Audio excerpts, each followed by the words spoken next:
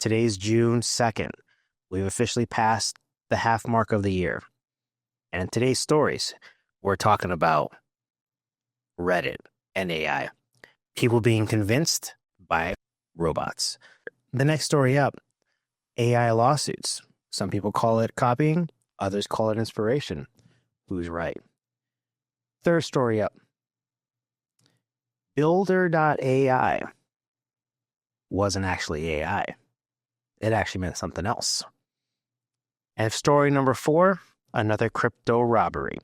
If you have crypto, you need to listen up. This is the DTF Cyber Podcast. I'm Damien. This is Troy. And I'm Fern. Let's go.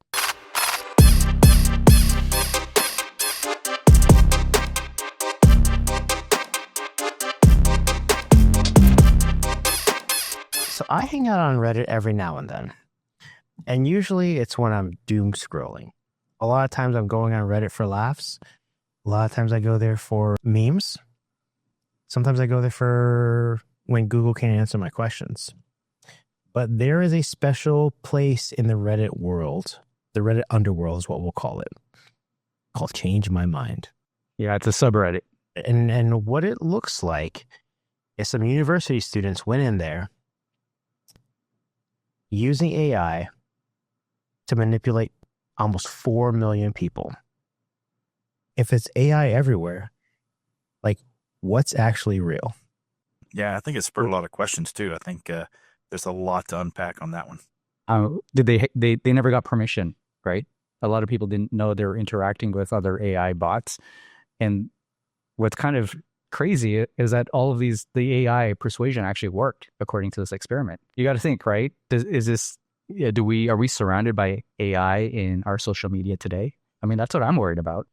Being in the tech world, you're under a lot of really intelligent people. Then you hop on Facebook and sometimes it's the exact opposite. I think to myself, are people really this stupid? But what I find interesting about this whole subreddit is the fact that people went in there without anyone's permission to do this. And essentially they were successful. So in my mind, the first thing I think of is, what happens if someone does that without anyone knowing? And they use that in a way very similar to manipulating people, whether it's for, we'll say elections, we'll say it's for maybe propaganda in some form, because how do you really know what's real?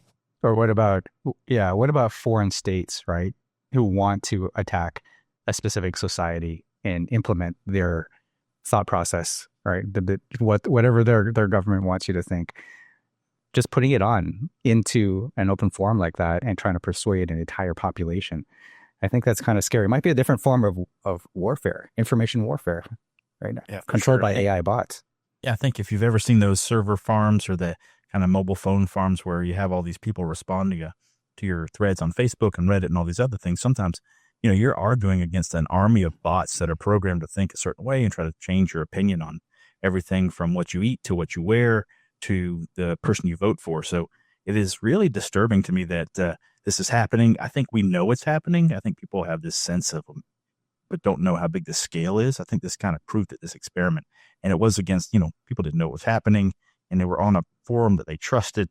And all of a sudden you find out that you were actually talking to some supercomputer, artificial intelligence, instead of a real person. And I think I began seeing this back in 2015, 2016, as we got ramped up for that election cycle. You're having, normal dialogue on social media, and all of a sudden, all this anger and vitriol started coming out and really dividing us on every topic. And so I think that, was it all army of bots? Maybe. Is it going to get worse? I think it is. And I don't think it's a good thing. And I hope that, we can regulate this somehow so that we can keep artificial bots out of that cycle. Yeah. So how do you know that these are bots versus real people? I think that's the challenge, right? You can't differentiate whether it's a computer that you're talking to or an actual live person. But in reality, if you're going to Reddit thinking this is your source of truth, I think that's a big problem right there. Yeah, I think the American, society has just trusted in the internet so long, not us in technology, right? But our families, and they think everything they see online is true. And that's unfortunate because, when you find out that there are people out there, maybe it's just, folks of the other opinion, but maybe it is a nation state at times trying to change the opinions of Americans. But, to find out that the people you love and care about just believe everything they read verbatim, it's terrifying. And you have to try to convince them, like, you got to take that with a grain of salt and do your research and really, find trusted sources. Yeah. I'd like to see the science behind how they program this AI to persuade people one way or another, because maybe we can learn something from that in the art of negotiation, right? You guys ever remember like when you were in school and you had to cite your sources? You couldn't actually get credit for your report if it wasn't like a .edu or .gov website. And this is obviously back, and maybe I don't know, maybe I'm dating myself, but you couldn't cite Wikipedia, you couldn't cite a GPT, you couldn't cite any of these things. It had to be very specific websites. Nowadays, type whatever you want, find it on Reddit, and all of a sudden it's true. So it kind of turns into a rabbit hole for a lot of people, I feel like. But is it just me, or does it just feel like the amount of work? I don't think that's still an acceptable source. Like you still can't cite Wikipedia, right? Because anyone can go in there and change a record. Yeah. But the same thing with Reddit.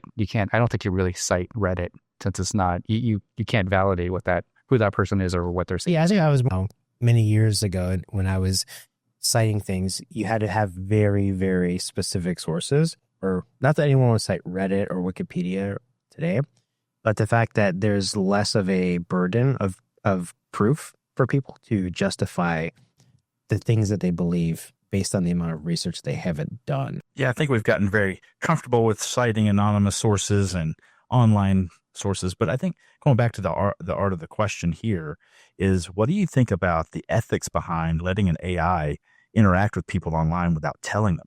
That's the interesting part that I found in this article is, these researchers were going in and using this AI to respond to people. And I mean, if you look at the article, some of the people they impersonated were very, sensitive victims of certain crimes.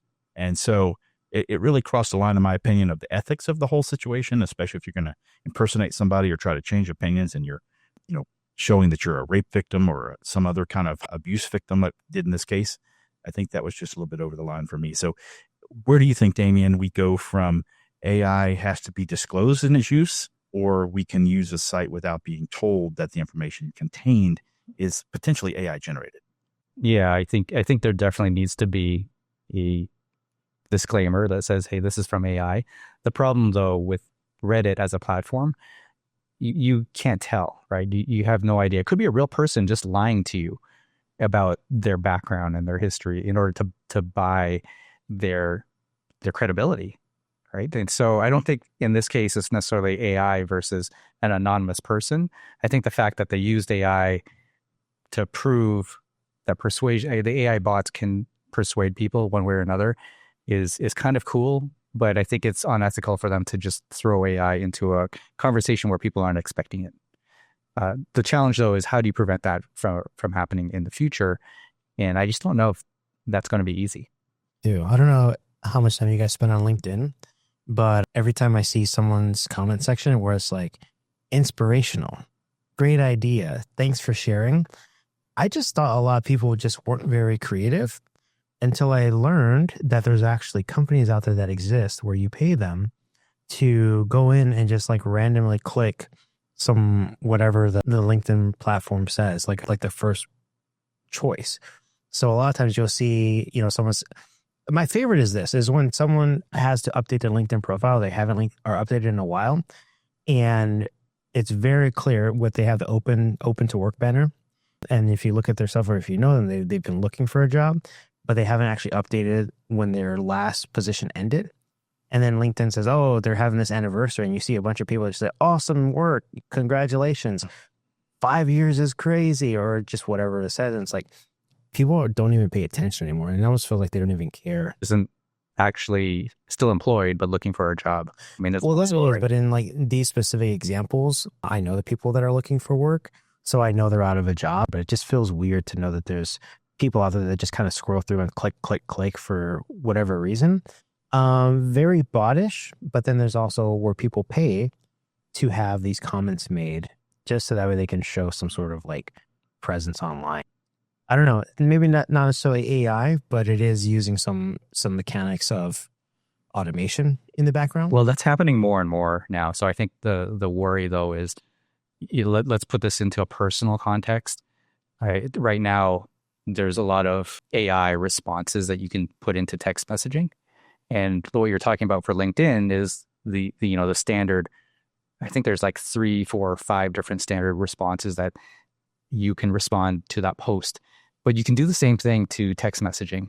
And so what I'm worried about is, if I send you a text, Fern, or you want Troy, and you guys just have an auto response to Damien, and I'm never talking to you specifically, you're just having AI respond to me.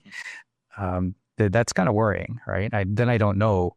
I kind of second guess our relationship, and I start doing that to your spouse. How does that turn out, right? If you just, yes, dear, can you get milk? Yes, dear. Can you do this? Yes, dear. I mean, how far do you take this? There are certain things in your life you should never automate or use AI for. And I think talking to your spouse is probably one of them for sure. But I agree with you, Damien. I've seen a lot of auto responses. And as you notice, there's like usually 3 prompts on LinkedIn, if you want to start this conversation with these canned responses. And I think it's so important to keep that personal touch. Cybersecurity is a people sport, as I say, and that personal touch is so important. I do like all the likes and things when I have an anniversary or something happens and my LinkedIn blows up for just a moment when people are saying something nice. So I do appreciate that. And I don't know if it is bot behavior, but I sure enjoy the attention. So thank you everyone who does that. But Damon, I think you are spot on with, the automation and the increase in AI responses. Email is the same thing. There's a lot of AI that's prompting you what to respond to every email, helping you organize, keep your life straight. So there's this really fine line of industrialism and, productivity, and then also too far where you're losing the human touch. So you got to be careful of that. I just went on LinkedIn and liked your most recent post. Thanks, Fern. Got you. Okay. Well, definitely interesting. Not sure where that's going to go with people kind of sending out AI to convince people one way or another, but there's definitely some malicious ways that it could be used. Hopefully there's ways to put guardrails around that, or at least prevent things from being used in that sort of manner. But I think we're too early on to actually know what we don't know. So I guess with that, we'll jump into the next one, right? So I have seen a lot of this on LinkedIn, right? And in a certain capacity. So I'll tell you what I mean, where there's a lot of people that steal other people's content on LinkedIn. And they'll take it, they'll copy it, they'll paste it, they'll throw it into a GPT, reword it, and they'll claim it as their own. And it happens a lot.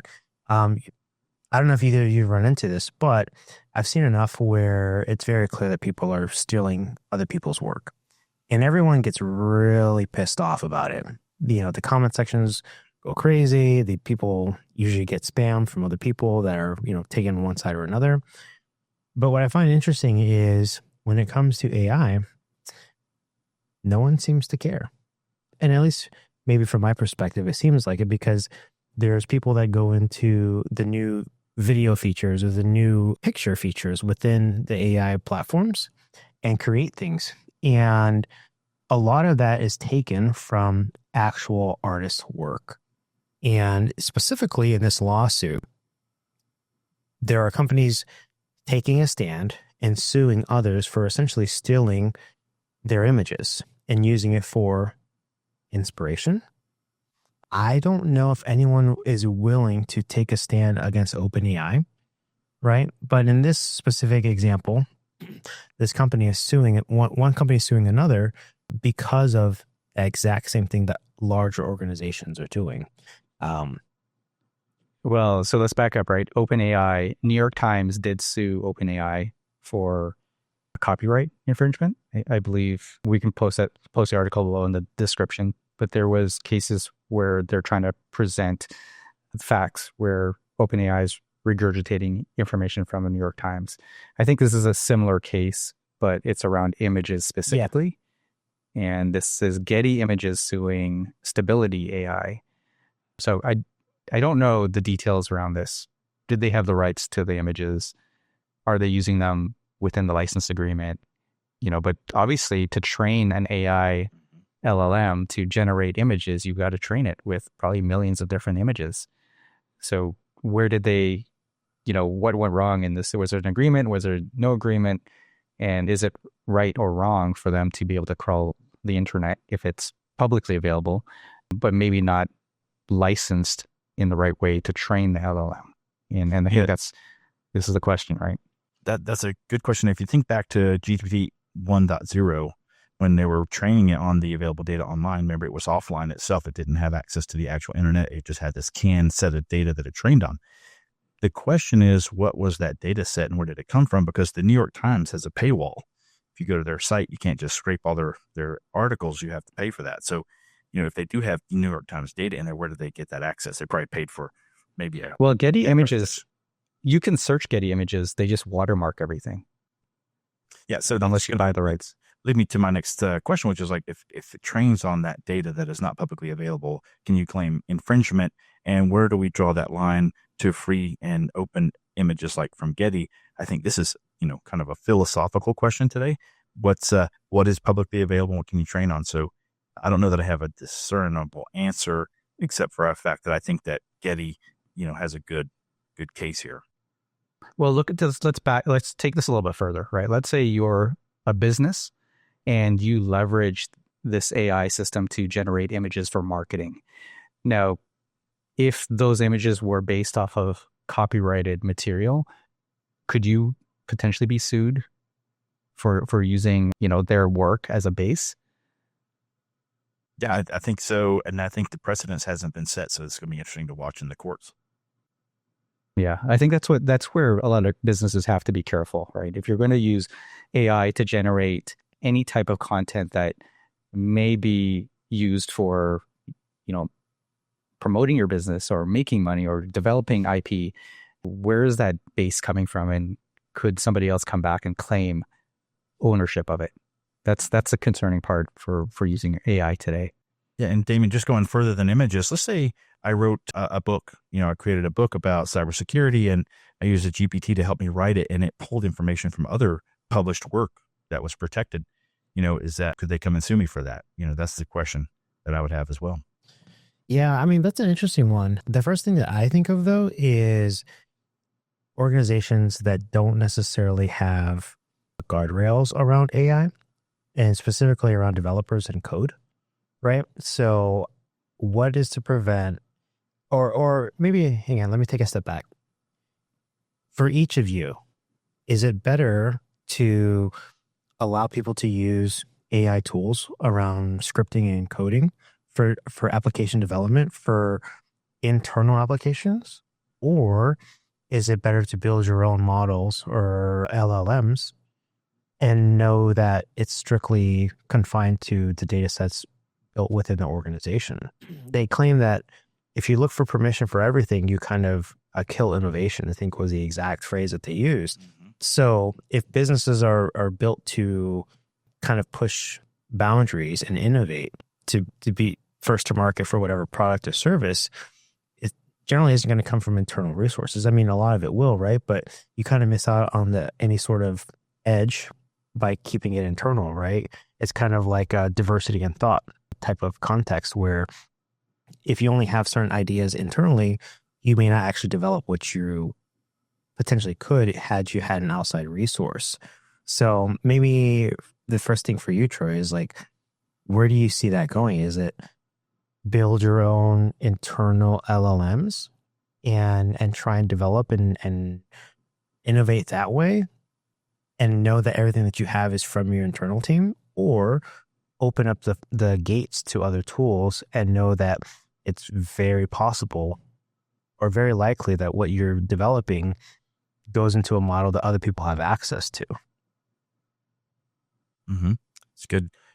Timely question, because I've just heard a lot of some of the Silicon Valley companies are using AI alongside every new employee. So if you get hired on as a developer, you get assigned an AI to go along with you that's going to stick with you through all the code you write. So this is your AI companion. And so every piece of code you write, everything you check into the code repository has to go through your AI companion. Not only is it searching for security vulnerabilities, but it's helping you write that code. So, these things are absolutely attached to the internet, and they're not internally facing LLMs that I'm aware of. So I think that no matter whatever answer I would have had, I think the reality is they are using AI that's it's internet facing to help them write code and write it fast. And like you said, if they don't, they will fall behind. Okay. Well, so I guess a follow-up question that I have then for either Troy or Damien then is, in the instance where you allow people to use AI tools internally to help you develop, where is the risk assigned internally for any sort of code issues? So, and I think more specifically what I'm thinking of is secure by design frameworks, right? There's a lot of focus more so recently around secure by design. And my thought is, if the incentive is to use AI to innovate faster, how do you ensure a secure by design, or how do you maintain that mantra going forward when you have this maybe potential risk in AI doing a lot of this co-pilot or co-authoring of code? Mm-hmm. Yeah, I think that, secure by design is a principle and a framework that you follow no matter how fast you're coding, if you have agile or waterfall or AI or any other type of development lifecycle. And so you can, definitely plug that in at every step of that supply chain for your software, from the beginning of ideation all the way through coding and deployment and user testing and quality assurance.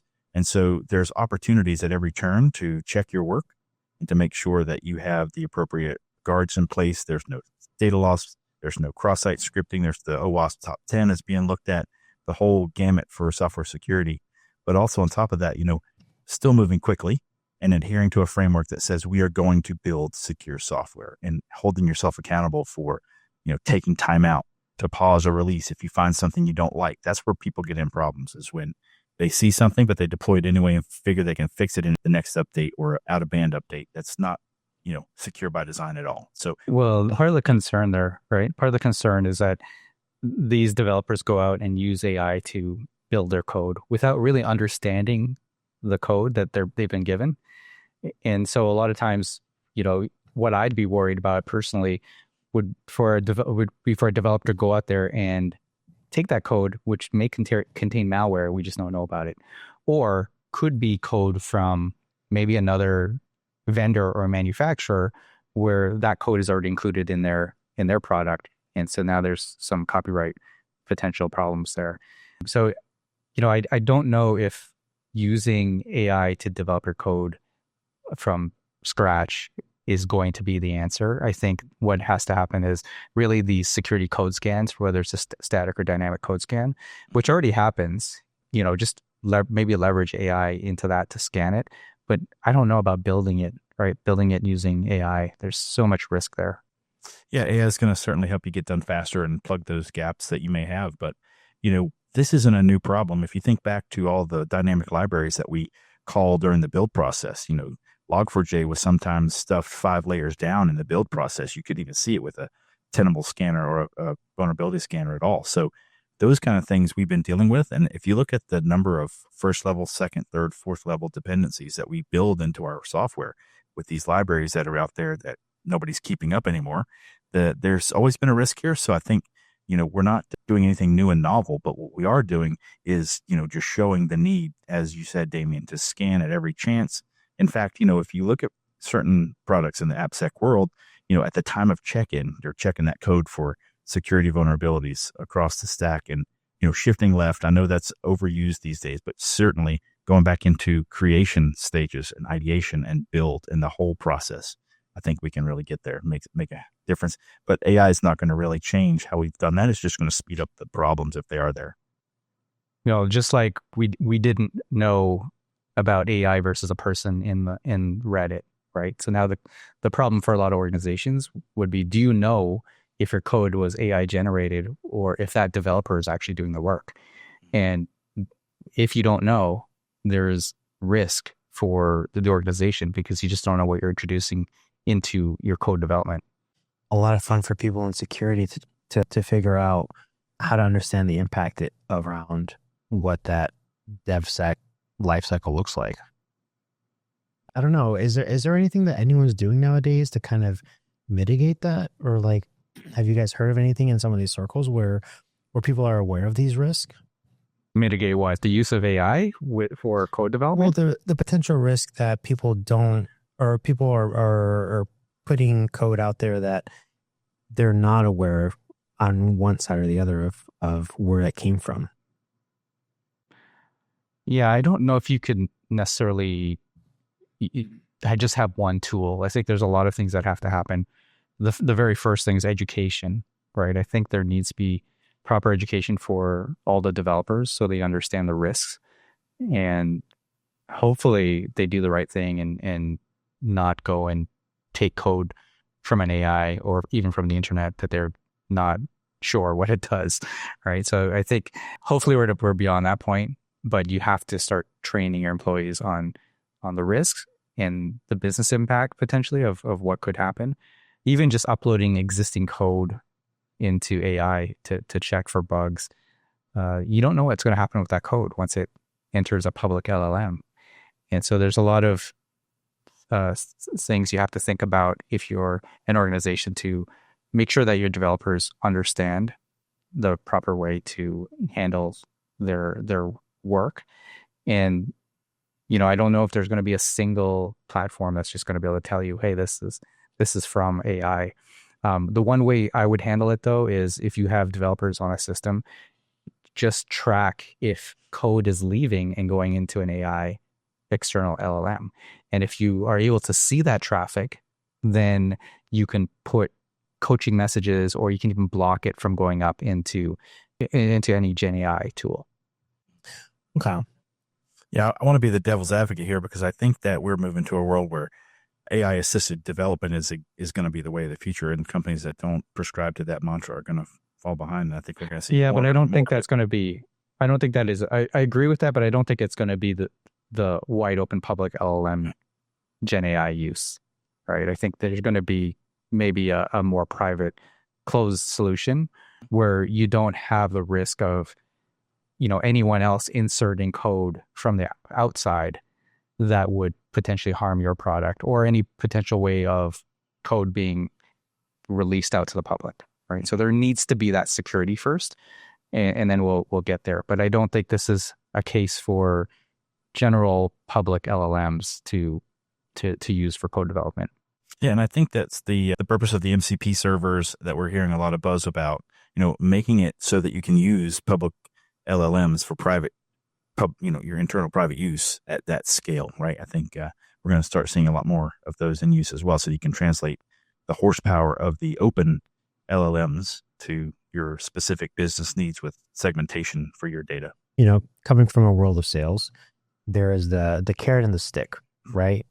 And a lot of times incentive drives behavior for a lot of organizations and in the sales side, right? So I've never been necessarily a developer, or at least not paid for that.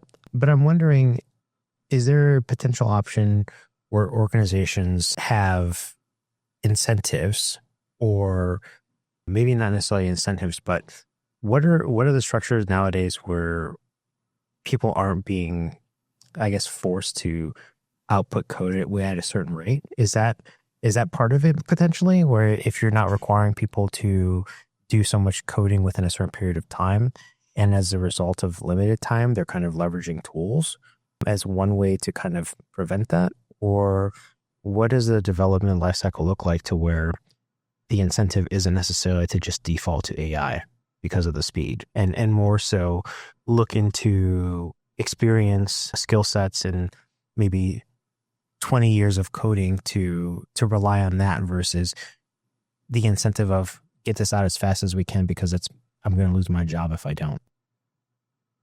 Yeah, I don't know. Honestly, I don't know if that is even a problem, right? I think if you're going to forecast how long something's going to take to develop, there's usually timelines around that. And if you're not going to make your timelines because of lack of developers or lack of time, that's really just planning. I don't know if anyone would try to cut corners, or they absolutely shouldn't, in order to, get a product out the door. It's just like, any other let's take cars, for example. So if you were to rush a car out to the market and it would have a fatal flaw where, the brakes don't work, is that acceptable? Well, probably not. Right. And I think the same thing happens within software development.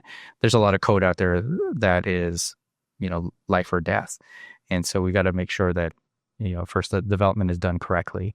Using AI will help speed up some of the development time, but I want to make sure that there's a differentiator between using AI to just develop that code outright today.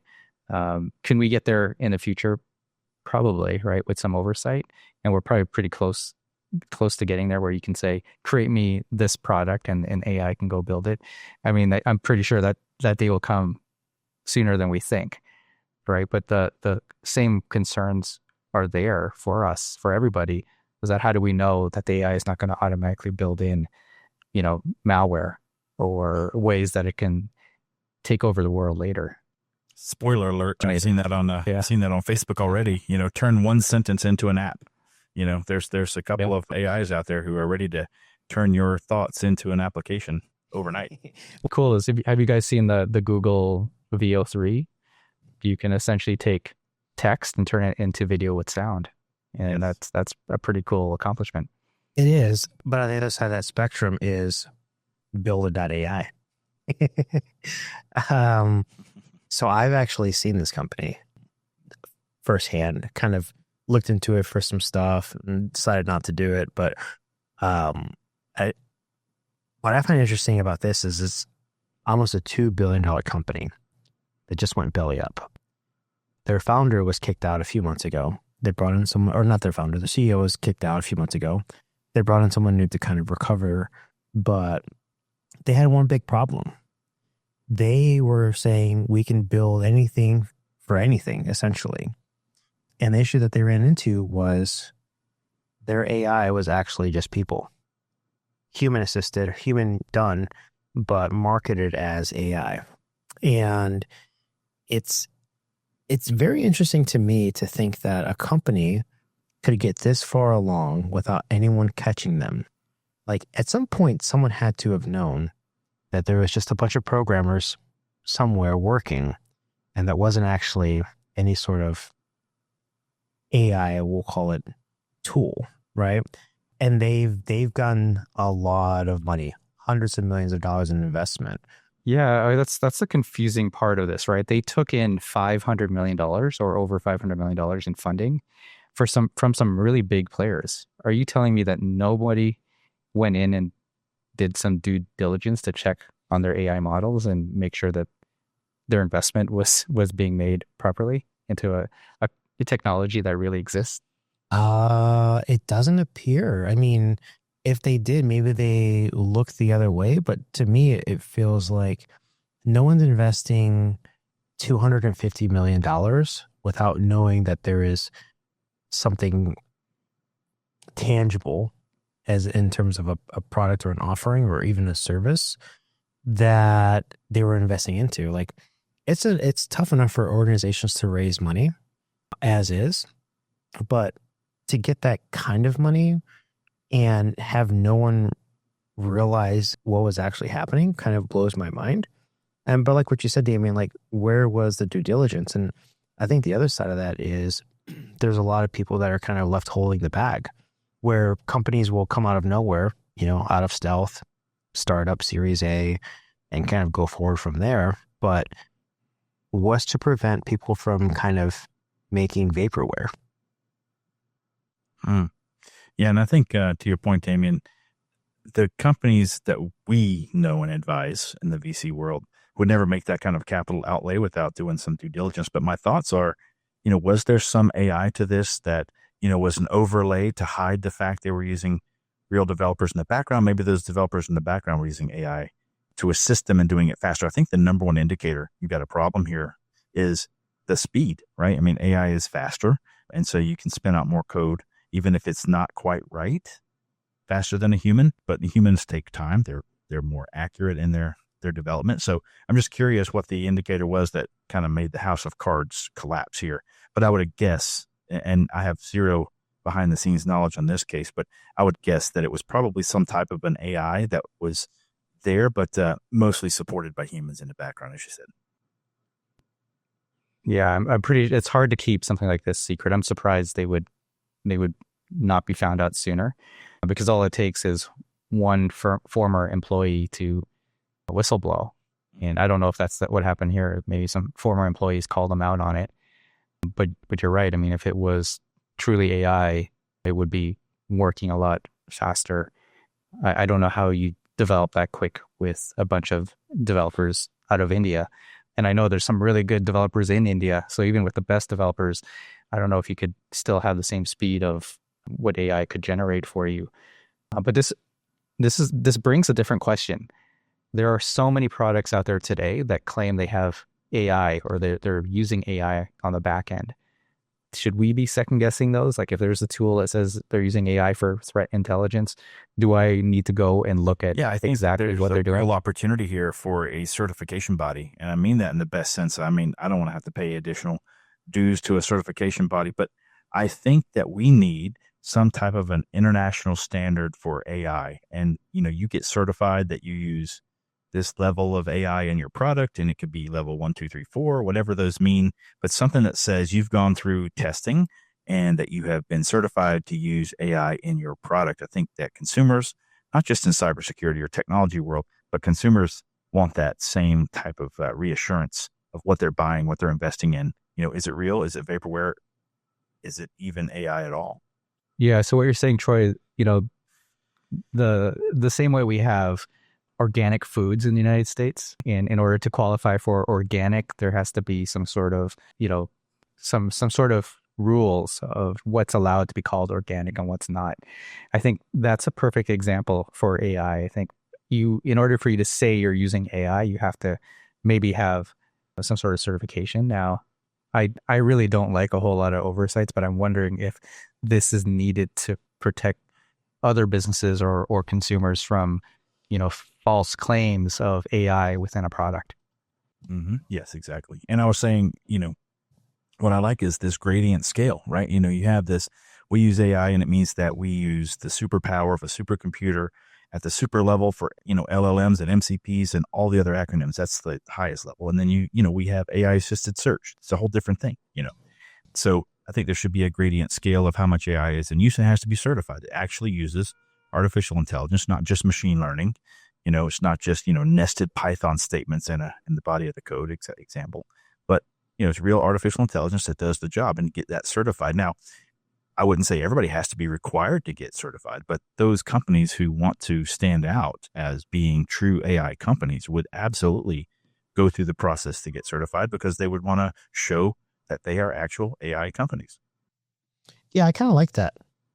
But it's not just people, right? I think in this case, they had a bunch of developers behind the scenes pretending to be AI. But a lot of times there's companies who are pretending to have AI, but it's really just machine learning, right? It's not true AI, artificial intelligence. And so I think there needs to be some clarification of what should be considered AI versus what is simply just machine learning without any intelligence behind it. Mm-hmm. Yeah. Would that kind of fall into like a compliance type of world where, like, when you think of like third-party risk, some people look for very specific certifications in doing business with, other parties. Maybe it's more of like an AI, like GRC type of setup where you can't claim certain things unless you've met certain criteria. Is that kind of like what you're thinking, Troy? Yeah. If you turn your DVR over when you get home and you look for the UL sticker, the Universal Labs for, this certifies that this product is safe to plug into the wall and use electricity. That is an independent body that certifies those devices to be, what they are. I think that's more what we need than, just some type of I don't want to turn this into like a pay to play kind of thing where you have somebody who's out there giving certifications away for money. I think there should be definitely a real rigorous certification. And going back to the compliance team, absolutely. We get asked all the time for our SOC 2 and our, all of our those are regulatory compliance issues that you must, for product companies to have that badge on their website and to have that sticker on their their pizza box in the rack, it'd be tremendously, resourceful for us to see that as a consumer. Yeah, I agree. And I think if you don't have something in place like that, you're going to get a lot more fraud, a lot more people losing their life savings, a lot more people investing in things that don't actually exist. And I think part of that is because people that are investing don't have, or boots on the street or whatever their phrase is, or inside an organization to actually know what's going on, which I think is kind of what happened here is there's people investing in these companies for hundreds of millions of dollars, but there's very unlikely people inside that are helping with those conversations to kind of either be not necessarily whistleblowers, but be a source of truth for what's actually being created versus not. And then unless there's something that's in that place that can act in that capacity, I think there's a lot more risk for people to kind of gravitate towards AI for the idea that there is an expected ROI with an investment because of the type of technology they might be developing, only to find out that it was just programmers in another country, right? And not actually genuine AI. Yeah, if you're going to be purchasing products that claim to have AI in it, hopefully you're doing your due diligence to find out how they're using AI, what models they're using. Are they leveraging your data to train their systems for other customers? I think from a third-party risk standpoint, that those are really important questions to ask. From an investment standpoint, hopefully if the company claims they have AI and you're going to invest into that company, you kind of check to see their AI models and how they're working before you write them $100 million check, right? I think that's kind of crazy that it went this far and nobody figured it out until, $500 million gets shipped their way. It just goes to show there's another Theranos on the horizon here. People taking money at scale and they trick the system. I mean, it can happen. It's not very often, but usually people go to jail and other people lose a lot of money. So, yeah, that's a really good analogy because, a device that claims to do some analysis, I think in that one, they claimed that the device was an all-in-one analysis device, but they were essentially shipping off to a lab, a third-party lab. Yeah. So same thing, right? An AI doing something, claiming to do something, but it's not really the AI. You've got other people, actual people doing the work. Exactly. They said they could get all these tests done with a single drop of blood was their big thing, but they were having to add more things in blood and liquid to it, and it was these false samples. It was totally fraud, pretty much. So that kind of takes me to just another idea that I hope you guys have maybe some experience with is when you go to validate how AI is being implemented, I think you'll run into a lot of barriers where people will say, well, that's our IP. We can't provide our IP to someone that just wants to kind of check our work. So where is there a line drawn in the sand where if businesses are trying to protect their interests, right, financially or their go-to-market strategies and things that they're doing, but they're also trying to sell to clients that really want to validate where this AI is coming from, is there a happy middle ground, or is it always going to be, hidden until it's maybe potentially too late? I'll let you take that one, Damien. I don't know. It's a really tough question, Fern. It's kind of funny. Troy and I are just looking at each other trying to decide how do we answer that one. I don't know if there's any right or wrong answers, right? I think there's a lot of organizations that just want to jump in because they see potential ROI in taking AI into whatever they're going to apply it to. The problem though is are you introducing more risk at that point in order to try to make your organization more efficient? And it's always a balance between efficiency, having ease of use versus the security and risk on some of these platforms. So I don't know what the right answer is for you, Fern. The only thing that I can tell you is that you have to go and check, call these vendors, figure out where they're using AI, ask them. If they come back and say, no, that's our IP, well, just work around that, right?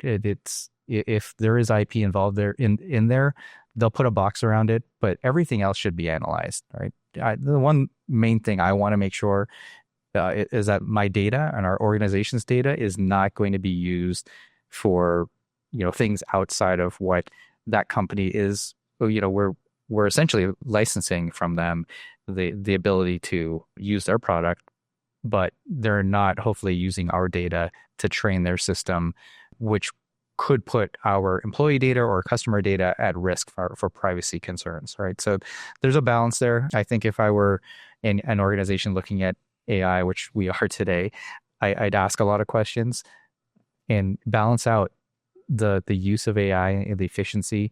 Don't be scared of it, obviously, but just understand what some of these risks may be introduced into the company when you introduce them to the users. Yeah, I'll just add to that, as the buyer or on the buyer side, you have the power of the pen. So you can choose not to purchase that solution.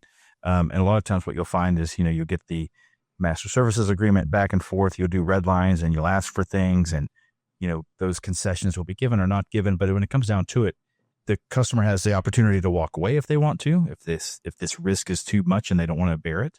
And the company selling the product or service has the opportunity to divulge that information if this opportunity is worth it to them. So what I mean by that is, the larger the opportunity, the more we see vendors coming to the table with their, secret sauce under strict NDA and other attorney-client privilege type stuff. But, you have the, choice and the leverage as a buyer to say, I want to see all the details or I'm not writing you a check. And then the company has the same leniency to either give or not give, depending on, how much they want that opportunity. So it's a balance. And we strike this amongst a lot of things, liability, all the different stuff in a privacy policy. So much goes on when you negotiate these agreements when you're buying a product that's worth a lot of money. So I think it's in that same vein. It's all about each and every conversation you have with that vendor. Okay. Fern out here just asking the tough questions, I guess. Well, these are things that I think about because it's like, when I think the most important thing to every business is not only data, but it's their IP and how they do things. If it becomes a question, especially around when businesses really lean into saying what they're doing has AI, the burden of proof of, proving that or showing it really kind of opens the door on what their IP would be. So, and most people, regardless of what business they're in, will never share their secrets, right? So that's where the question came from. So it seems like a really dicey dicey scenario to be in. But hopefully there, like you said, Troy, hopefully there is something in the near future where these products are not necessarily tested, but kind of reviewed, and the possibility of false advertisement is removed. So that way consumers, or not even consumers, but B2B companies feel confident that the investments that they make into whatever program or SaaS or offering has some level of confidence that there is not a scam in the background. I think that we've seen a lot of scams. We've seen a lot of scams around crypto over the last few years. And I think there's going to be a lot more around AI specifically. So ideally, I think the bottom line, honestly, is just, ask the question. You'd be surprised how many people will just buy something at what they see and not question it. Yeah. Right. I think that's the bottom line here is, look at it from a risk standpoint and then make a decision. But if you never ask the question, you'll never know. Closed mouths don't get fed. So I know we're running short on time, so we'll get to the last one here, but I don't even know how I would describe this, but the amount of risk that people find themselves in because of owning crypto is an interesting story for me. So I know our last one is about the crypto robbery in New York. So I have kind of like the highlights, but I know, Demi, this is kind of your area of expertise. I mean, a couple episodes ago, we talked about a kidnapping where people tried to force someone to give up their crypto. This is the exact same story, different place. But what's weird about this one is that the suspects already had $100 million in crypto and the victim had $30 million. So there's a lot of money at play here. And they kidnapped the victim, held him for like over 2 weeks and tortured him to try to steal his crypto. So the question here is it easier? Do you think it's easier to steal crypto versus, robbing a bank? I mean, obviously it's probably a lot more money accessible quicker if you can steal somebody's crypto wallet. But this is just crazy. It's crazy that, people are willing to go to these lengths to try to steal your crypto. So absolutely. I think it's important to note that, these banks have cameras and alarms and security guards and, private individuals who just happen to have $30 million in crypto in their wallet.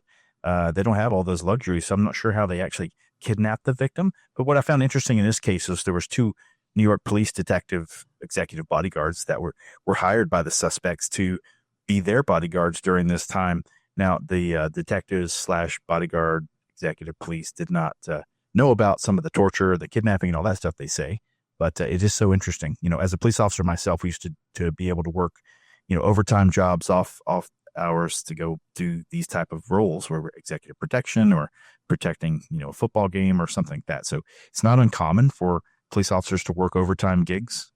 But what was very interesting is that these criminals hired New York police executive protection for themselves while they were committing this crime. How audacious is that? I mean, to not only to kidnap and torture a human being in New York City, but to hire New York police to protect you when you're not around the victim. I mean, it boggles my mind, Damien, on so many levels. But and this is, by the way, all allegedly, right? Because I think it just came out. No one's been officially convicted yet. Yeah, I mean, but there were these police officers were confirmed by the mayor to have been, involved in this case. We don't know what exactly happened to the victim, if there was torture or kidnapping. That's all allegedly, but there were two police officers involved. Yeah. Yeah. So the question is, are you more at risk for putting your money in crypto? All right. I think a lot of people, you may be on one side or the other. You believe in buying Bitcoin. You believe in the value. It's over $100,000 for a Bitcoin today, which is crazy. A lot of people think it's still going to go higher, but is that a risk, right? Is that a risk having $30 million? And I don't know the structure of how this person had their $30 million. Hopefully it was in multiple wallets, not one wallet, and maybe hopefully not just one cryptocurrency. So I don't know what the situation is here, but do you guys feel that it's even safe to keep your money in crypto anymore if somebody could just kidnap you and try to steal your wallet? Absolutely. You just don't let people know you have that money there. If you had 30 grand under your bed in a suitcase, if people found out you had 30 grand under your bed in a suitcase, they're going to break into your house. They're going to try to steal it, right? Or they're going to try to catch you en route. I live in Vegas, as everybody knows, and there's stories after stories where people leave the casino with, $10,000 to $20,000 and they get robbed in the parking lot. So I think it's just the risk of being robbed in general. I don't think crypto really increases that, but the problem is anybody who knows you have crypto or knows that you have a significant amount of it, that's a problem, because then you become a target. And it's just the same if you drive around in a Bentley and you have hundreds of millions of dollars and people know you keep some at home, makes you a target of physical violence. And so, as I had said before in our last time we talked about this, is if you have it, don't flaunt it. And if you, just be quiet, don't let people know where you are. So I got a funny story, not necessarily funny, but interesting one is that when I was in college, I actually worked at a bank. And what most people don't realize is banks usually don't have more than 100,000 on hand. Right. And so the risk to reward on potentially robbing a bank, depending on the size of the branch, right? It could be less, it could be more, but generally the 100,000 was roughly what was never really required on a day-to-day basis. But you kind of had it, especially when you go in and count the vault before you close the doors, right? Make sure everything balances. So going into a bank, getting past so many people, having those people open the vault to only get 100,000 is one route. Then you have to escape. They're probably going to hit the alarm. Your money's probably going to have the tools that they use to kind of prevent the robberies, or at least track where their money is going, right? For 100,000, maybe on the high side. Whereas with crypto, it could just be, Joe walking down the street, just pick him up, right? And if Joe happens to have 30 million, like this person did in this story, it's a lot easier to grab that. So, like I told you guys, I don't own any crypto, so don't come after me.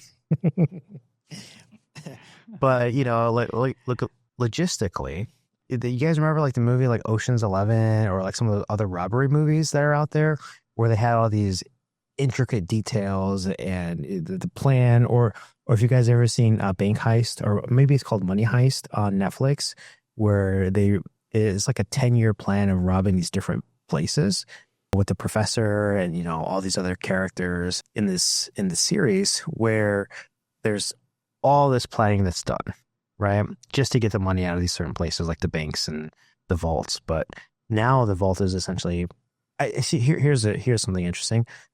Is a wallet in crypto just like an actual tangible thing that I can hold? Or I don't Sometimes. It could be a cold storage wallet, but I mean, with stealing crypto, there's obviously going to be transaction records. So wherever you transfer the cryptocurrency, it's going to be on the public chain. That could be, you know, there's forensics teams that could track where the funds have gone.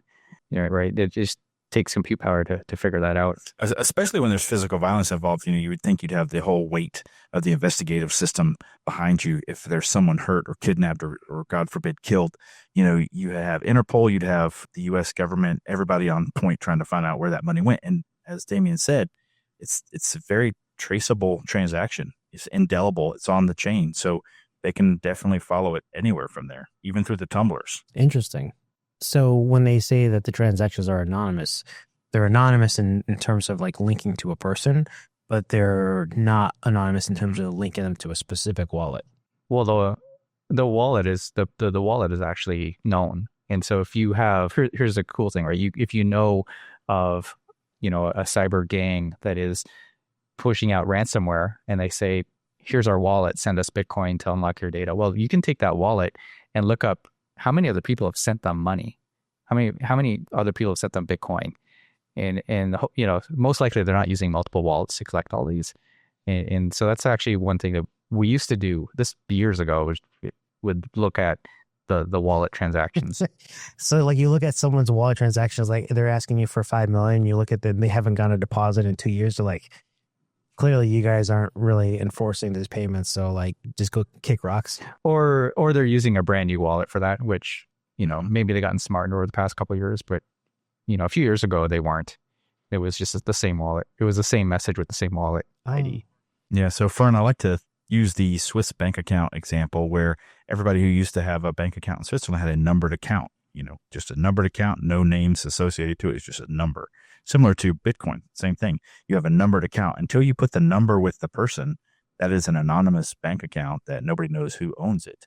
But once you correlate that number to that person, everything they've ever done in that wallet is there on the chain for you to look at. So very, very interesting. That's how they close these cases and track these guys down. But I guess my point is, like, crypto is safe. Don't get us wrong, folks. We're not saying don't invest in crypto. Just don't tell people you have a bunch of it. And if you do, you know, keep it very, you know, keep yourself safe. Look out for, you know, physical danger, those kind of things. Oh, yeah. Have multiple wallets too, right? or just ask a bunch of questions like you don't know anything about crypto.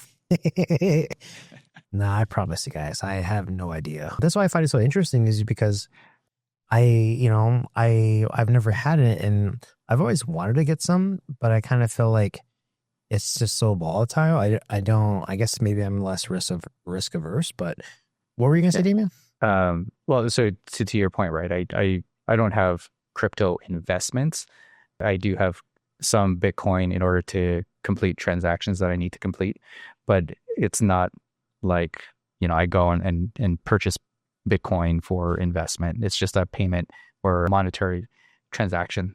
But here's what's interesting, right? I find this really crazy is that they tortured this guy for over 2 weeks and he never gave it up. So either there were bad torturers or this guy had balls of steel. I mean, if someone's coming after you for $30 million and you know they're never, so this kind of reminds me of like the movies where they're torturing someone and they're trying to get something out of them. It's like if that person is no longer here, you're never going to get what you want. So it's like, you know that if something were to happen to you, that money is not ever going to get in their hands. So there's really no incentive for them to hurt you, or at least prevent you from breathing, right? But yeah, I don't know how far I could take it if someone came to me with something like that, but I like to think I might be in the same path as this guy because I'm pretty cheap. So I'm going to keep as much as I can, right?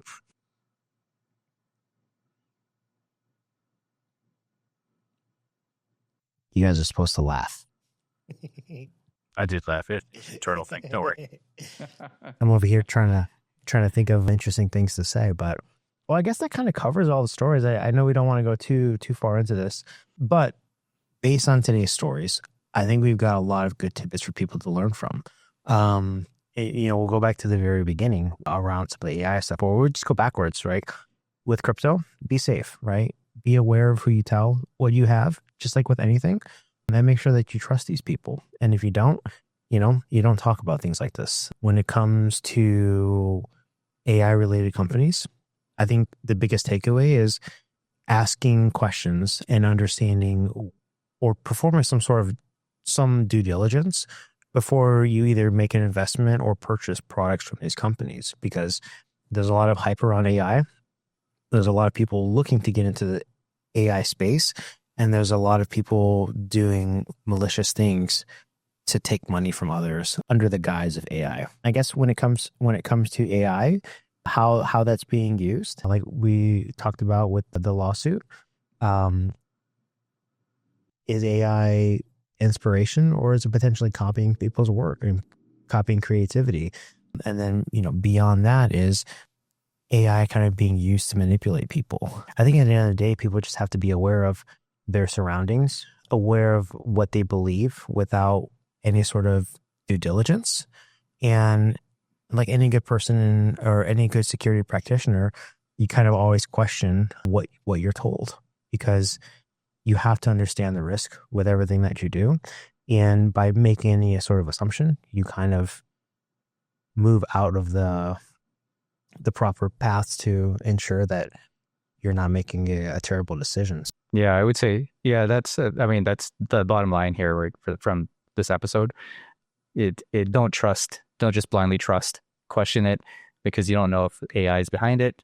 If you're leveraging AI to help you with your workflow and your efficiency, just make sure that you ask the right questions so that you don't have a new risk being introduced into your process. Troy, any closing words from you? That's it. Be safe. All right. And I guess with that, we'll see you back next Monday for the next episode of the DTF Cyber Podcast. See you next week.